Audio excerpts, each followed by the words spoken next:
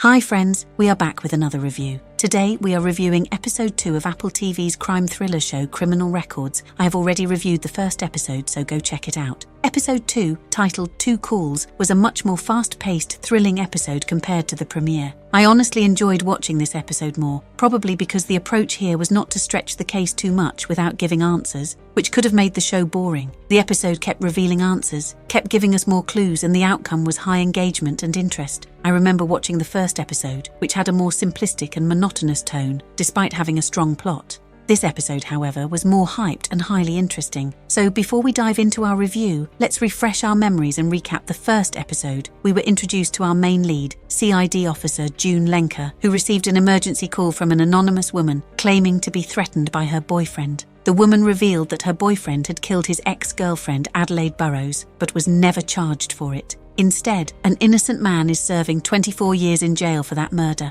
Lenker tried to get hold of the case and connect the phone call to a 12-year-old case, which was dealt with by our second lead, DCI Daniel Hegarty. As Lenker tried to approach Hegarty for help with the case, the man shoved her away, not ready to accept that he wrongly accused an innocent man and led him to jail. The tension between the two officers started as they both tried to prove each other wrong and reach one common truth. Then we remember how the last episode tragically ended with the death of Maria de Souza, a Hispanic woman and supposedly the anonymous emergency caller. So now that we all know what happened in episode 1, we can start with the review. So caution, spoilers ahead. Episode 2 of Criminal Record kicks off with Lenker confirming Maria's death as she checks her pulse. In a race against time, Lenker hurries to a block of flats and encounters a white man. She follows him to the lift but ends up being assaulted when she tries to confront him. Subsequently, Lenker finds herself in the hospital. Her boss, Chambers, arrives, revealing the identity of the man who fled, Clive Silcox. At the hospital, June's husband Leo arrives with Lenker's son,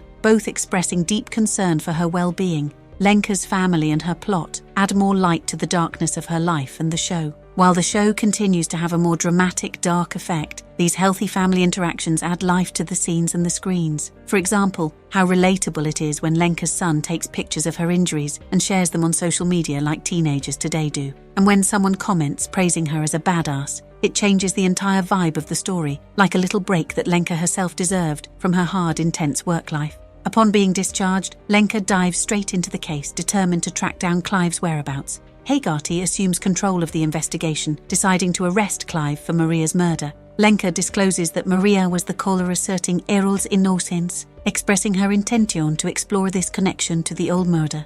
Unfortunately, Hegarty dismisses Lenker's request. This highlights Hegarty's character as an anti-hero who hopefully doesn't grow out to be an ultimate villain. Then we see another part of the story that tugs at the heartstrings, which is Lenker's battle with not only justice but also her own personal life. When Lenker spends time with her family, her work life messes up her bond with them. She becomes frustrated with Leo's lack of awareness regarding the racism she faces in her professional life, particularly after sharing details about the investigation into her searches. We get to see the complexities that the nature of her job brings to the family dynamics. Back to the story, to one of the most important scenes. Lenker gets a phone call from a lead and location linked to the case. Following the lead, she visits the house of a woman she believes is linked to Clive. The woman's odd behavior raises Lenker's suspicion, prompting her to call in a sighting of Clive. With backup 6 minutes away, Lenker waits in the car, witnessing signs of a potential assault. She bangs on the door, accesses a neighbor's garden, climbs over a fence, and rushes into the house, which is now on fire. Lenker rescues 2 women and catches Clive before he can escape. Another example of Lenker's character as a woman in a male-dominated workplace, working lengths to prove herself as good as any male subordinate.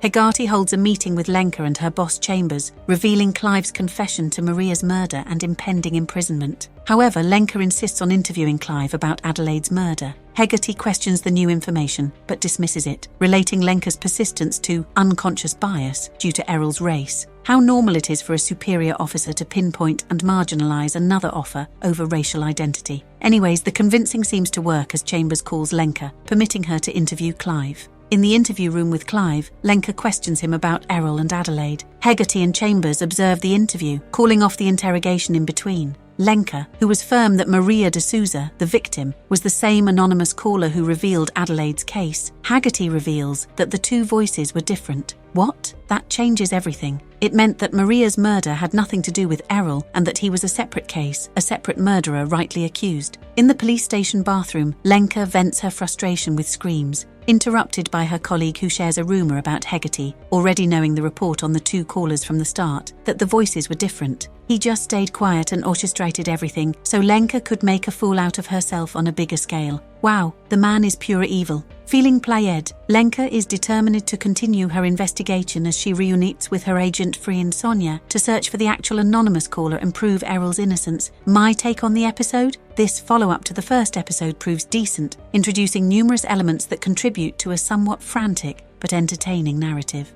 Criminal Records, Episode 2 packs a punch with twists. The suspense builds up in the episode as she faces obstacles, from a chilling assault to a shocking revelation about the prime suspect, all add to the plot. The idea of normalized racism stays prevalent in this episode as well. In one of the scenes, we see someone spray-painted racist remarks on Lenka's car, adding a disturbing twist and reflecting the harsh realities she faces in her professional life. The action in this episode was also spot on. The fiery rescue mission was a roller coaster of suspense, showcasing Lenka's heroism and the stakes of the case. However, Lenka's family's concern adds a touching layer to the narrative, creating a perfect blend of emotion and intensity. As the plot thickens, hints of manipulation and secrecy within the police force surface, leaving you hungry for more answers. The show's unique approach to crime dynamics, with the main leads in opposition rather than collaboration, adds an intriguing twist. Capaldi takes a supporting role, more like an anti-hero, as Jumbo excels in the protagonist role, leaving viewers eager to see where the story leads in upcoming episodes. So that was all in episode 2 of Criminal Record, streaming on Apple TV.